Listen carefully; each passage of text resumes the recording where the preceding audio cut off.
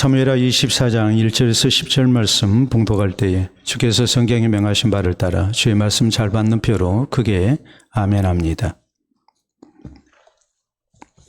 봉독합니다. 여호와께서 다시 이스라엘을 향하여 진노하사 그들을 치시려고 다윗을 격동시키사 가서 이스라엘과 유다의 인구를 조사하라 하신지라. 이에 왕이 그 곁에 있는 군사령관 요압에게 이르되 너는 이스라엘 모든 지파 가운데로 다니며 이제 단에서부터 브엘세바까지 인구를 조사하여 백성의 수를 내게 보고하라 하니 요압이 왕께 아뢰되 이 백성이 얼마든지 왕 하나님 여호와께서 100배나 더하게 하사 내 주 왕의 눈으로 보게 하시기를 원하나이다. 그런데 내 주 왕은 어찌하여 이런 일을 기뻐하시나이까 하되 왕의 명령이 요압과 군대 사령관들을 재촉한지라. 요압과 사령관들이 이스라엘 인구를 조사하려고 왕 앞에서 물러나 요단을 건너 갓 골짜기 가운데 성읍 아로엘 오른쪽 곧 아셀 맞은편에 이르러 야셀 맞은쪽에 이르러 장막을 치고 길르앗에 이르고 다팀 호시 땅에 이르고 또 다나야인에 이르러서는 시돈으로 돌아 두로 견고한 성에 이르고 히위 사람과 가나안 사람의 모든 성읍에 이르고 유다 남쪽으로 나와 브엘세바에 이르니라.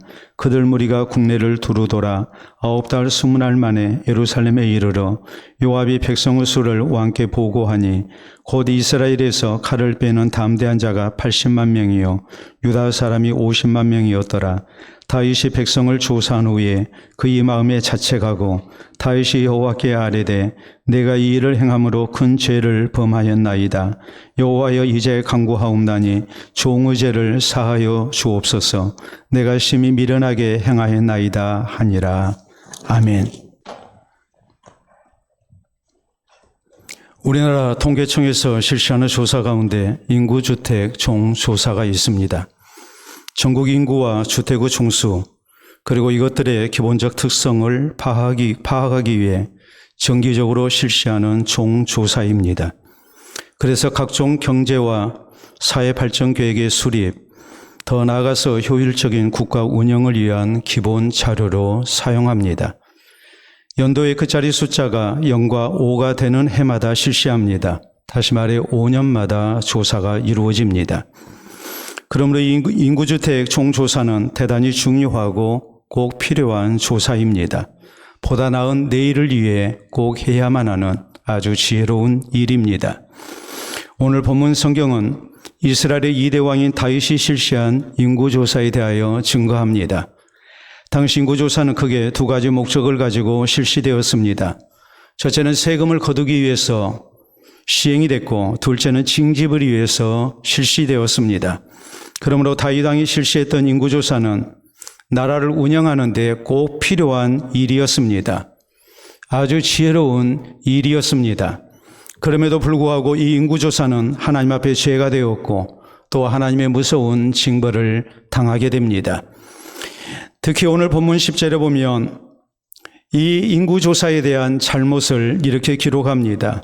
다윗이 백성을 조사한 후에 그의 마음에 자책하고 다윗이 여호와께 아뢰되 내가 이 일을 행함으로 큰 죄를 범하였나이다. 여호와여 이제 간구하옵나니 종의 죄를 사하여 주시옵소서. 내가 심히 미련하게 행하였나이다 하니라라고 말씀합니다. 다윗 왕 스스로 하나님께 자신의 죄를 고백하고 용서를 구합니다. 내가 심히 미련하게 행하였나이다라고 고백합니다. 그러므로 사랑하는 성도 여러분, 우리 모두 본문 성경을 통해서 다윗의 인구조사가 왜 하나님 앞에 큰 죄가 되었는지, 또 사람 생각에는 참으로 지혜롭고 꼭 필요한 일이었음에도 불구하고 이것이 심히 미련한 일이 되었는지 우리가 살펴봐야만 합니다. 그래서 우리에게 이런 인구조사가 없게 해야 합니다. 하나님을 향한 신앙에서 떠나는 미련함이 없어야 됩니다. 대신 하나님을 향한 신앙으로 우리가 지혜롭게 살아가는 성도가 되어야 됩니다. 그러면 우리 성도는 미련함 대신 지혜롭게 살기 위해서 어떤 신앙 자세를 가져야 합니까? 우리는 첫째로 내가 가진 것이 많아졌을 때에 교만하지 말아야 됩니다. 1절에 보면 여호와께서 다시 이스라엘을 향하여 진노하사 그들을 치시려고 다윗을 격동시키사 가서 이스라엘과 유다의 인구를 조사하라 하신지라라고 성경은 시작됩니다. 우리 하나님께서 다윗이 나라가 부강해져서 하나님을 향한 신앙에서 떠나고 있는 것을 보시고 진노하십니다. 그리고 그를 징벌하시기 위해서 다윗의 마음을 주장하신 가운데 인구조사를 실시하셨다고 성경은 말씀합니다. 그러므로 같은 사건을 기록하고 있는 역대상 21장 1절은 이렇게 기록합니다. 사탄이 일어나 이스라엘을 대적하고 다윗을 충동하여 이스라엘을 계수하게 하니라라고 말씀합니다. 다윗의 인구조사는 그 배후에 사탄이 있었다고 성경은 분명하게 말씀합니다. 다시 말해서 다윗이 나라가 부강해졌을 때 하나님보다도 백성의 수를 의지하는 가운데 인구조사를 실시하게 되었다는 말입니다. 하나님께서 이런 다윗의 불신앙을 징벌하시기 위해서 이 다윗의 인구조사를 막지 아니하시고 허용하신 결과로서 이 인구조사가 시행됐다고 성경은 이렇게 말씀하고 있는 것입니다.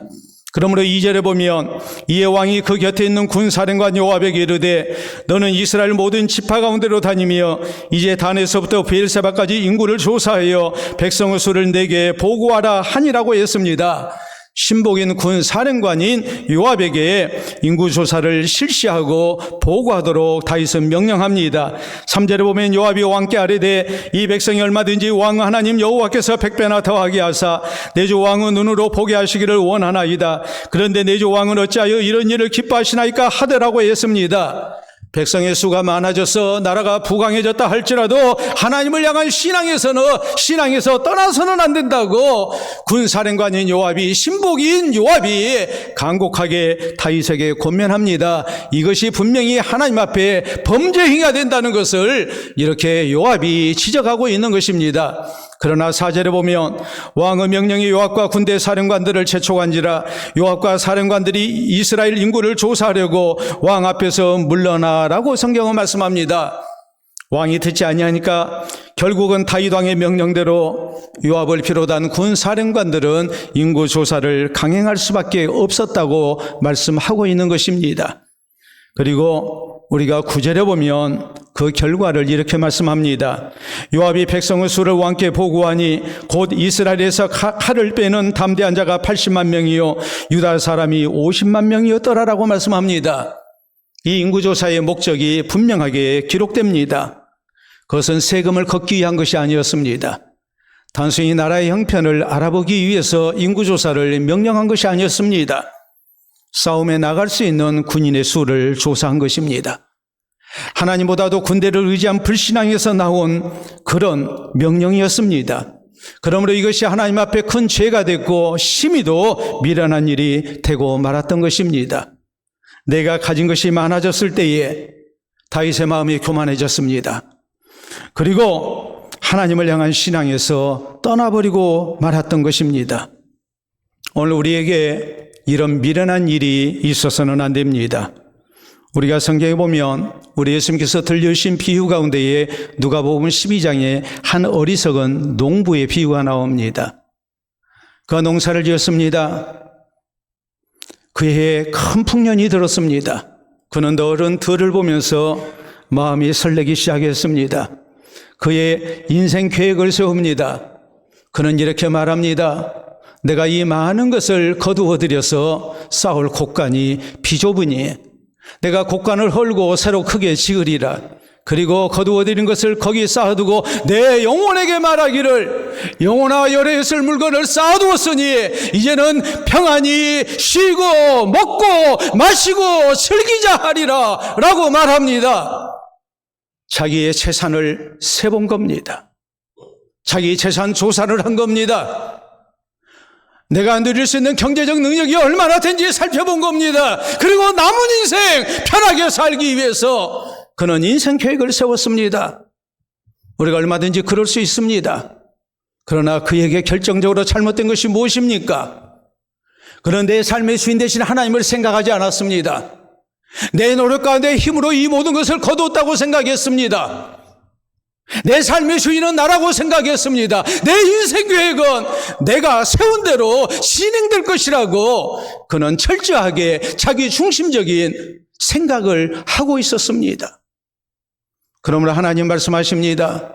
어리석은 자여, 내가 오늘 밤 내 영혼을 도로 취하리니 그리하면 내 쌓아둔 것이 누구의 것이 되겠느냐라고 하나님은 말씀하실 거라고 우리 예수님은 경고하십니다. 그리고 우리 주께서 하신 말씀이 무엇입니까?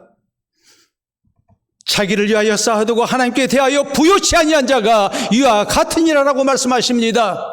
하나님이 내 삶의 주인이십니다. 이 하나님이 나의 수고를 받으셨습니다. 하나님이 내 모든 수고에 아름다운 응답을 주셔서 풍년을 맞이하고 내가 많은 것을 거둘 수 있게 됐는데 내가 가진 것을 세면서 하나님이 주신 은혜를 세지 않았습니다. 하나님을 세지 않았습니다. 내 인생 계획에 하나님은 아니 계셨습니다. 하나님 없이 내 인생이 설 수 있다고 생각한 겁니다. 그가 많은 것을 가졌을 때에 그는 그것을 세면서 교만해지고 말았습니다. 그렇기 때문에 하나님께서 그의 생명의 주인이 누구신가를 분명하게 말씀하십니다. 하나님의 은혜를 세는 대신에 자기의 수고를 세고 하나님의 은혜에 보답하는 대신에 자기 인생 즐길 것만을 계획하고 있는 이 어리석은 농부를 우리 주님께서는 크게 책망하시고 이런 모습이 우리에게 있어서는 안 된다고 강조하고 계시는 것입니다. 그렇기 때문에 우리는 우리의 것이 많아졌을 때에 그것을 세는 가운데에 심히 미련한 짓을 행하는 어리석은 사람들이 돼서는 안 됩니다. 내가 많은 것을 가지게 됐다 할지라도 우리는 나의 생명의 주님이 하나님이신 것을 기억하고 하나님의 은혜 가운데 내가 살고 있음을 기억하며 겸손히 우리가 하나님을 의지하는 주의 백성들이 되어야 됩니다. 그것이 진정으로 지혜로운 성도의 모습인 것을 우리가 잊어서는 안 됩니다. 미국 역사에 뛰어난 업적을 남긴 사람 가운데 빼놓을 수 없는 한 사람이 있습니다. 바로 벤자민 프랭클린입니다. 이 사람은 12살 때 인쇄공으로 사회생활을 시작했습니다. 그는 불과 초등학교 2학년까지밖에 다니지 못했습니다. 그러나 인쇄공으로 사회생활을 시작하면서 그는 성실한 모습으로 세상을 살았고 겸손히 하나님을 의지합니다. 얼마 후에 그는 인쇄소를 운영하는 사장님이 될 수 있었습니다. 또 책을 쓰는 가운데 그는 출판업자가 됐습니다. 더 나아가서 신문을 발행하는 언론인이 됐습니다. 많은 사람들에게 선한 영향을 끼쳤습니다. 뿐만 아니라 그는 뛰어난 과학자였습니다. 피레침을 발명한 사람이 바로 프랭클린입니다. 오늘날 우리가 사용하는 다초점 렌즈를 최초로 발명한 사람, 그것도 바로 이 사람입니다. 오늘날의 소방차의 시작도 바로 프랭클린이 시작했습니다. 뿐만 아니라 그는 미국이 건국되고 난 다음에 초대 프랑스 대사를 역임한 뛰어난 외교관이었습니다. 그리고 그는 뛰어난 정치인이었습니다. 미국 독립선언문을 기초한 위원이었고 미국 헌법을 초안한 아주 위대한 정치인이었습니다. 그래서 미국 대통령이 아님에도 불구하고 미국 달러와의 그 초상이 사용됩니다. 우리가 사진으로 확인해 봅니다. 여러분, 미국 달러화 100달러짜리 지폐에 바로 벤자민 프랭클린의 초상이 실려 있습니다. 미국 달러화가 전체 7가지입니다. 1달러, 2달러, 5달러, 그리고 10달러, 20달러, 50달러, 100달러인데 7명의 이 초상 가운데에 미국 대통령이 5사람이고 대통령 아닌 사람이 2명입니다. 그 2명 가운데 1명이 바로 벤자민 프랭클린입니다. 100달러짜리 달러 지폐는 가장 고액권이죠. 미국의 경제력을 상징합니다. 그렇기 때문에 북한 주민들조차도 이렇게 얘기를 합니다. 김일성 할아버지보다도 벤자민 프랭클린 할아버지가 더 힘이 세다라고 말합니다. 그 정도로 미국의 경제력이 잘 나타나고 있는 것이 $100짜리 지폐입니다. 거기에 프랭클린의 얼굴이 올라 있습니다. 이렇게 다방면으로 위대한 업적을 남긴 프랭클린이지만 그는 죽기 전에 자신의 묘비글을 미리 작성했고 그의 유언대로 실렸습니다. 우리 한번 보도록 하겠습니다. 여러분 보시게 되면 저게 벤자민 프랭클린의 묘비글입니다. 자신이 직접 작성했습니다. 제일 위에 나와 있는 첫째 글은 프린터라는 두 번째 단어를 집중해서 우리가 보시기를 바랍니다. 인쇄업자인 벤자민 프랭클린의 몸이 뉘어 있다는 말이에요. 그의 몸은 오래된 책의 표지처럼 낡아진 모습으로 지금 여기 뉘어 있다는 말입니다. 자신을 인쇄업자라고 말합니다. 세상을 살면서 수없이 많은 직함을 가졌고 많은 사람들이 우러러보는 존경을 받는 인물이었지만 그는 철저하게 죽는 날까지 자신을 낮췄습니다. 죽고 난 다음까지도 그는 겸손한 모습으로 자신을 낮추고 있는 겁니다. 내가 다방면으로 위대한 업적을 남긴 것을 수를 세면서 그는 우쭐하지 않았습니다. 교만하지 않았습니다. 그는 마지막 순간까지 가장 겸손한 모습으로 죽음을 맞이했고 사람들에게 기억되기를 원했습니다. 그렇기 때문에 그가 남긴 많은 업적을 통해서 프랭클린을 기억하는 것보다도 프랭클린의 이 겸손함이 많은 사람들에게 더욱더 감동으로 와 닿고 있는 것입니다. 사랑하는 성도 여러분, 우리 모두에게도 잘못된 인구조사가 있어서는 안 됩니다. 내가 가진 것이 많아졌을 때에 교만해서는 안 됩니다. 성공했을 때 교만해서는 안 됩니다. 내 재산이 많아져도 우리가 교만해서는 안 되고 내 능력을 자랑하는 어리석음도 우리에게는 있어서는 안 됩니다. 내 배경과 인맥과 지혜와 경력 때문에 교만한 사람 돼서는 안 됩니다. 내가 가진 것 때문에 우리가 교만함 속에 하나님을 향한 신앙에서 멀어지는 사람이 되어서는 안 됩니다. 그보다는 오직 겸손함으로 하나님을 의지하고 살아야 됩니다. 이것이 우리 성도의 지혜인 것을 잊지 말아야 됩니다. 그래서 평생에 하나님께서 더욱 사랑하시고 함께 하시고 도와주시는 은혜 가운데 살아가는 우리 모두가 될 수 있기를 바랍니다. 두 번째로 우리 성도는 미련함 대신 지혜롭게 살기 위해서는 나의 약함도 하나님의 은혜라고 받아들여야 합니다. 다윗은 과거 자신의 힘이 약할 때는 겸손히 하나님을 의지했습니다. 그래서 하나님께서 함께 하시고 도와주신 가운데 그는 부강할 수 있었습니다. 성경은 말씀합니다. 만군의 여호와께서 다윗과 함께 계셨다. 다윗이 어디로 가든지 이기게 하셨다. 그 비결은 다른 데 있는 것이 아니라 다윗의 능력이 있었던 것이 아니라 다윗이 자신의 부족함을 고백하며 겸손한 모습으로 하나님을 의지할 때였습니다. 그런데 나라가 부강해집니다. 점차적으로 그 마음이 교만해졌고 하나님에게서 그 마음이 떠났습니다.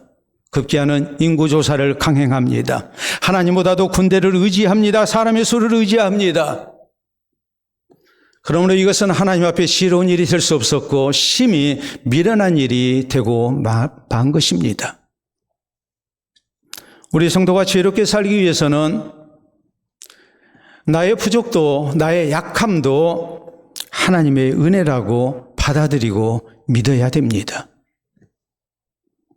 나의 약함을 통해서 하나님은 우리를 겸손케 하시고 하나님을 의지하게 하십니다. 그리고 하나님의 도움으로 사는 지혜로운 성도가 되게 하시기 때문입니다.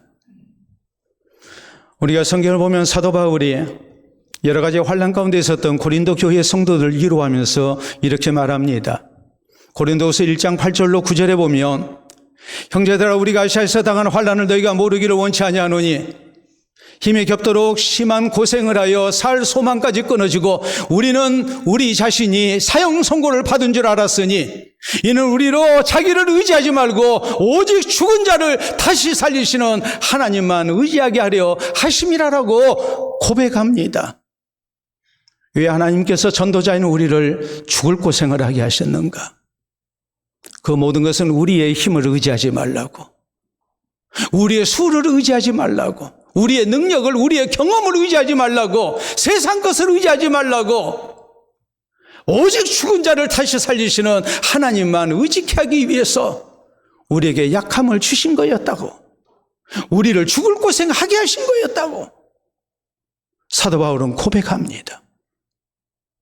우리가 고린도서 12장에 보면 바울은 위대한 신앙의 간증을 남깁니다. 바울이 하나님 앞에 간절히 3차례 기도합니다. 그가 간절함으로 하나님 앞에 기도했던 그 제목은 사탄의 사자 때문이었습니다. 그에게 무서운 질병이 찾아왔고, 이 질병 때문에 자신의 건강을 책임지지 못하는 연약함 속에서 바울은 하나님 나라 사역을 감당하는 것이 너무 힘들다고 느꼈습니다.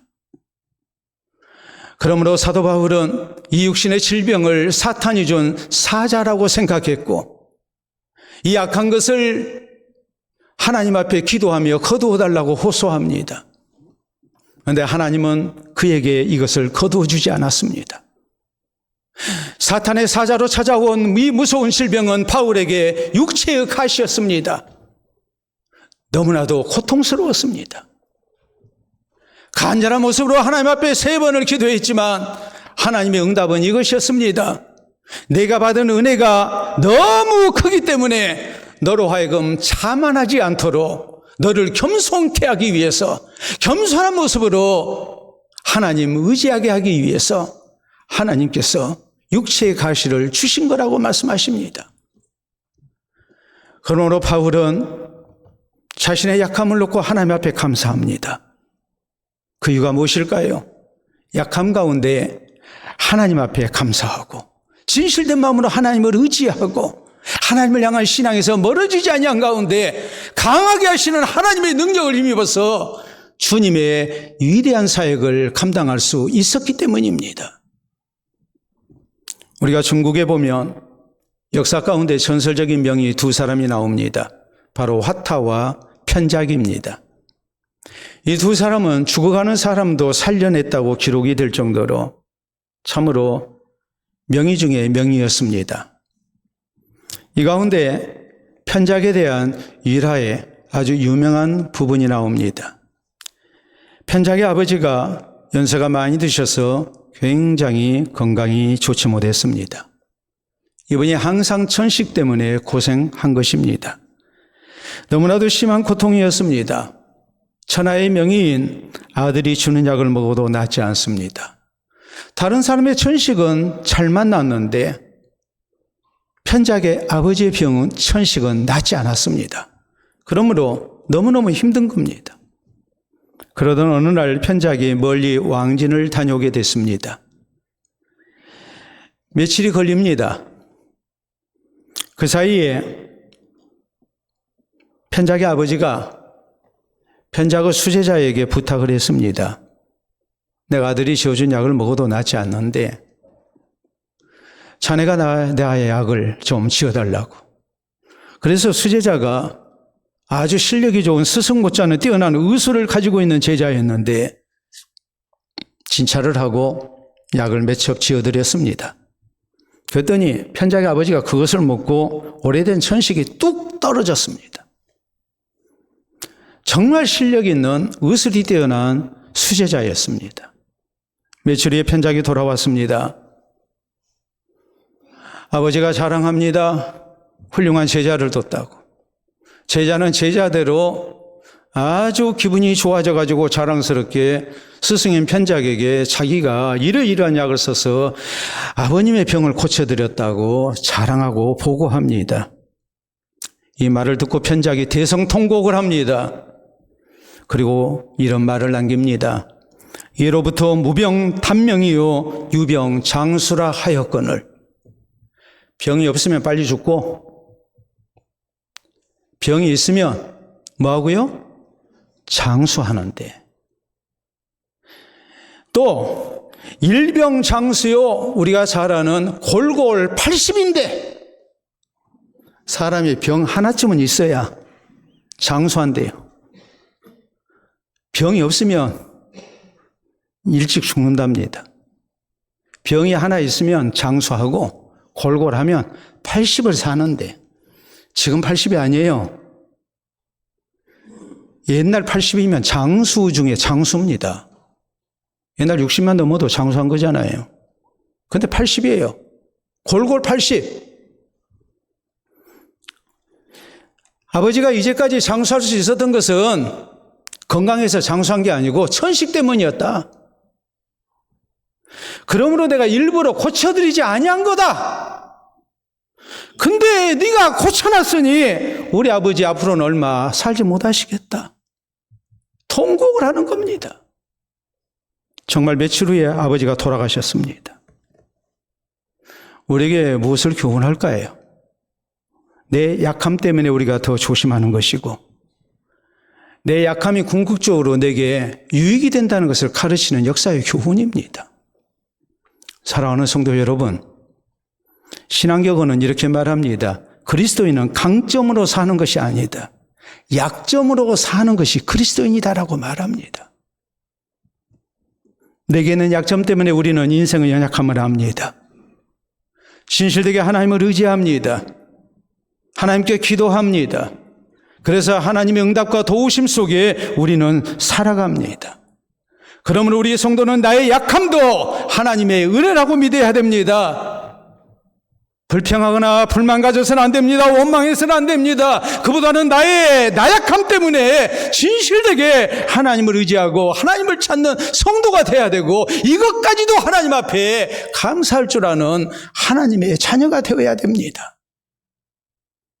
그래서 하나님께서 함께 하시고 도와주시는 중 그 약함까지도 잘 감당케 하시고 내가 강할 때보다도 더 하나님의 은혜 가운데 승리하며 사는 아름다운 은총이 우리 모두에게 있기를 바랍니다. 셋째로 우리 성도는 미련함 대신 지혜롭게 살기 위해서는 미련할 정도로 변함없이 하나님 의지하고 살아야 됩니다. 다윗이 인구조사를 행한 이유, 심히 미련하게 행한 이유가 무엇이겠습니까? 나라가 부강해지자 그의 마음이 하나님을 의지하는 데서 떠났기 때문입니다. 그러므로 신복인 군사령관 요압이 3절에 말합니다. 이 백성이 얼마든지 왕 하나님 여호와께서 100배나 더하게 하사 내 주 왕의 눈으로 보게 하시기를 원하나이다. 그런데 내 주 왕은 어찌하여 이런 일을 기뻐하시나이까? 라고 말합니다.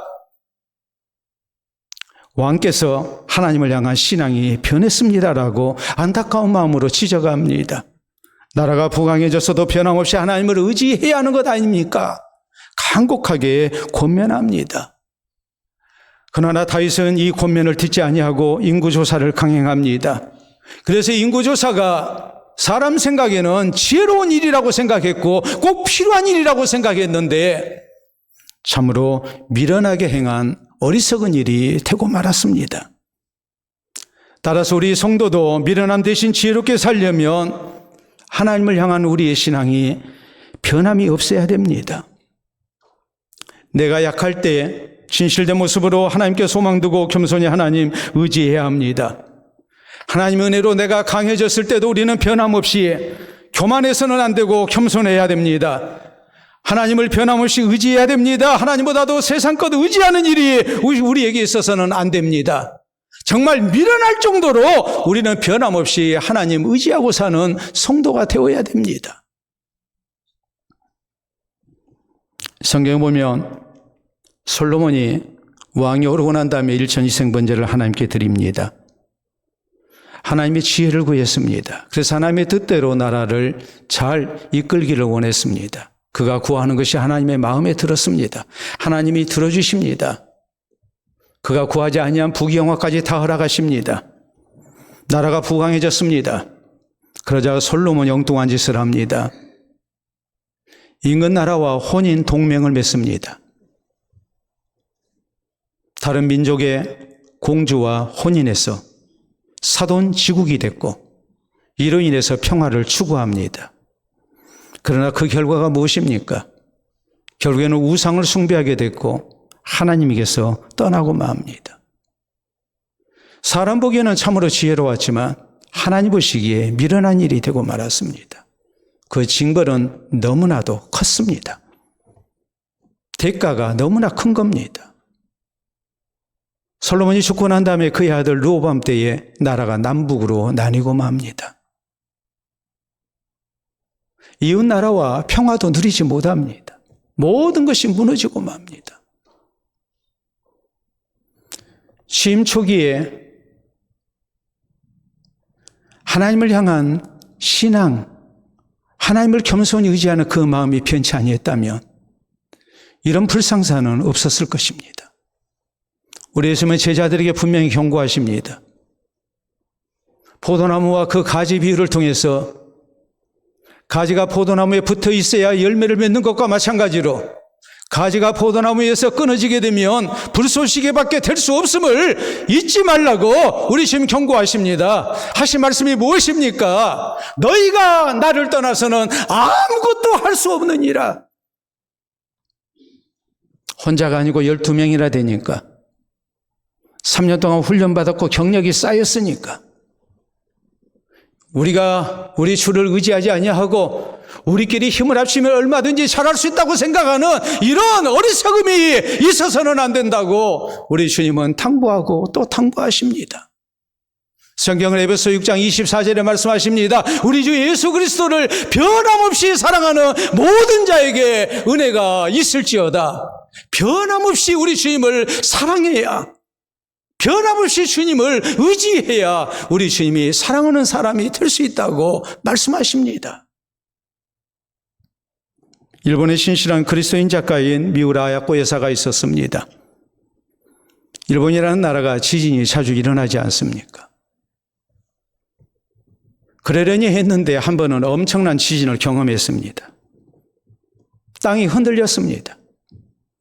이 사실 앞에 크게 충격을 받았습니다. 그러면서 신앙적인 깨달음을 얻습니다. 세상 것은 절대로 영원한 것이 아니구나. 세상 것은 다 흔들리게 되어 있구나. 세상 것 의지해서는 안 되겠구나.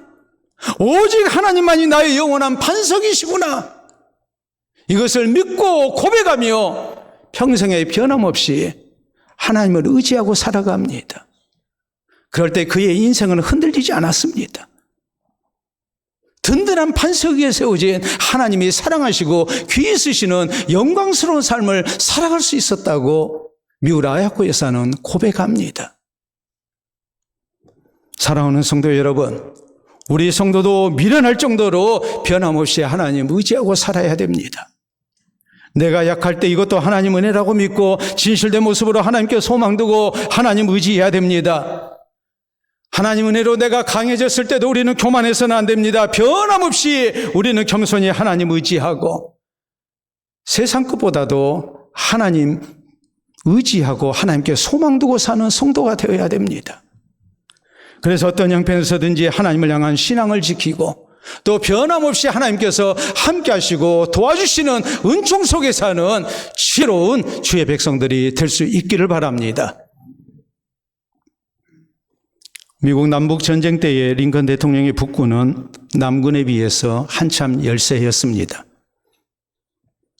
병력도 열세였고 저희가 지니고 있는 무기도 열세였습니다. 더더욱 결정적인 것은 남군에는 유명한 장군 리 장군이 있었습니다. 그는 뛰어난 전술가였습니다. 그렇기 때문에 리 장군의 탁월한 전략 가운데 북군은 번번이 패했습니다. 전쟁에 패할 때마다 링컨은 하나님께 무릎 꿇고 간절히 기도합니다. 야전 막사에 머무는 동안에도 그는 하나님께 기도했습니다. 링컨이 기도할 때는 막사 입구에 하얀 수건을 걸어뒀습니다. 비서도 들어갈 수 없었고 그 어느 누구도 대통령을 만날 수 없는 시간이었습니다. 기도에 방해받지 않기 위해서 그렇게 한 것입니다. 그렇게 간절히 기도했습니다. 당시 링컨의 기도 제목은 이랬습니다. 우리가 보도록 합니다. 하나님, 저는 부족한 종입니다. 제 힘으로 할 수 없습니다. 새 힘을 주시고 저에게 용기를 주시고 마지막 순간까지 하나님과 동행하도록 도와주소서. 이 민족을 긍휼히 여기시고 하루빨리 전쟁이 끝나 통일된 나라로 세워주소서. 이 나라의 젊은이들을 보호하여 주소서 그랬어요. 그래서 링컨의 북군이 승리했어요. 미국 육군 교범에 보면, 전투 교범에 보면 남북전쟁에서 왜 남군이 우세했음에도 불구하고 또 뛰어난 전략가인 리 장군이 있었음에도 불구하고 북군이 승리할 수 있었는가? 거기에 대해서 이렇게 평가를 합니다. 보면은 남군에는 위대한 명장 로버트 리 장군이 있었다. 북군은 병력과 무기 모든 것이 열세였다. 그럼에도 불구하고 북군이 승리했다. 그것은 북군에는 기도의 사람 링컨이 있었기 때문이다. 약한 가운데 하나님을 의지한 겁니다. 하나님께 기도한 겁니다. 그럴 때 하나님이 함께 하시고 승리를 주셨습니다. 그러므로 링컨은 또 이렇게 남깁니다. 우리가 보게 되면 북군의 승리는 기도의 승리였습니다. 우리에게 리 장군과 같은 유능한 장군이 없었던 것이 오히려 다행이었습니다. 왜냐하면 그래서 더욱 기도로 하나님을 의지할 수 있었기 때문입니다. 사랑하는 성도 여러분, 오늘 우리가 어느 편을 원해야 합니까? 우리가 많든지 적든지 우리는 살아계신 하나님께 소망을 두고 하나님을 신실되게 의지하고 사는 성도가 되어야 됩니다. 성경은 잠언 3장 5절로 6절에 우리에게 아주 신숙한 말씀, 우리에게 다시 한번 이렇게 강조합니다. 너는 마음을 다하여 여호와를 신뢰하고 내 명철을 의지하지 말라. 너는 범사에 그를 인정하라. 그리하면 내 길을 지도하시리라. 범사에 나보다도 하나님을 앞세우고 하나님 의지하고 사는 사람이 되어야 됩니다. 내 지혜를 의지하면 심히도 미련한 일을 행한 사람이 됩니다. 그러나 미련할 정도로 우리가 하나님 의지하고 살면 하나님이 함께 하시고 도우시는 가운데 참으로 지혜로운 하나님의 백성으로 살아갈 수 있음을 성경은 강조합니다. 그러므로 우리 모두 사람의 지혜보다, 세상의 지혜보다 하나님을 향한 신앙적 지혜로 살기를 다시 한번 다짐할 수 있어야 됩니다. 내가 가진 것이 많아졌을 때 교만하지 말아야 됩니다. 교만한 가운데 우리가 하나님과 멀어져서는 안 됩니다. 나의 약함도 하나님 은혜라고 우리가 믿고 받아들이고 겸손히 하나님을 더욱 의지하는 성도가 되어야 됩니다. 미련할 정도로 변함없이 하나님 의지하고 살아야 됩니다. 그래서 어떤 형편에서든지 하나님을 향한 신앙으로 사는 가운데 하나님께서 함께 하시고 도와주시는 은혜로 사는 참으로 지혜로운 신앙생활이 우리 모두에게 있기를 우리 주님의 이름으로 축원합니다. 우리 함께 기도합니다. 오늘 나는 지혜로운 사람입니까? 미련한 사람입니까? 내 지혜로, 세상의 지혜로 살고자 하는 신앙적 어리석음이 우리를 미혹하지는 않습니까? 내게 있는 것을 세는 어리석음보다도 변함없이 하나님 사랑하고 하나님 의지하며 살게 해달라고 기도합시다. 내가 없는 것조차도 하나님 은혜라 생각하고 하나님 앞에 감사하고 더 하나님 의지하고 살 것을 다짐합시다. 이것이 가장 지혜로운 신앙생활인 것을 우리가 다시 한번 믿고 고백할 수 있기를 바랍니다. 기도합니다.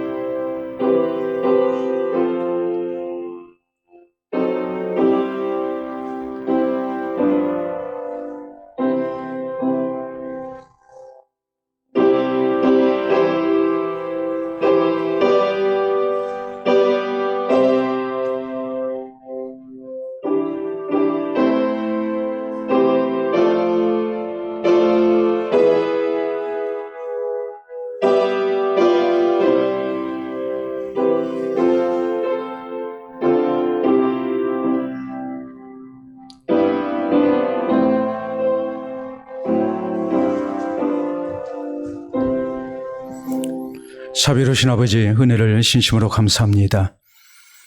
세상의 것으로 우리 자신을 평가하며 내 능력을 평가했던 우리 어리석음을 이 시간 고백합니다. 미련하게 행했던 모든 죄들을 주께서 용서해 주시고 이 시간 순전한 모습으로 진실된 모습으로 우리가 세상 것보다도 내가 가진 것보다도 전능하신 아버지, 우리 삶의 주인 되신 하나님을 우리가 바라고 의지하기를 원합니다. 살아계신 주께 소망 두고 주를 의지하고 믿음으로 살아 주께서 우리 삶 가운데 같이 하시고 주의 전능하신 손으로 우리를 붙드시며 도우시는 은혜가 우리를 떠나지 않기를 원합니다. 행여라도 불신앙 가운데 미련함으로 행하는 우리가 되지 않게 하시고 하나님을 향한 변치 않는 신앙 속에 주님을 바라며 주를 의지하며 주의 말씀 순종하며 주께서 베푸신 것에 늘 감사하며 자족하며 사는 우리 모두가 되게 해 주시옵소서. 이것이 우리에게 가장 지혜로운 일인 것을 우리가 잊지 말게 하시고 살아계신 주를 향한 진실된 신앙 고백과 주를 향한 의지와 기도와 예배를 통하여 살아계신 주께서 우리 삶 속에 친히 역사하시고 선한 길로 인도해 주시는 살아계신 하나님을 체험하는 은혜가 우리 모두에게 있게 하시고 이것이 세상을 살아가는 우리 모두의 능력이 되게 하여 주시옵소서. 감사하오며 예수님 이름으로 기도하옵나이다. 아멘.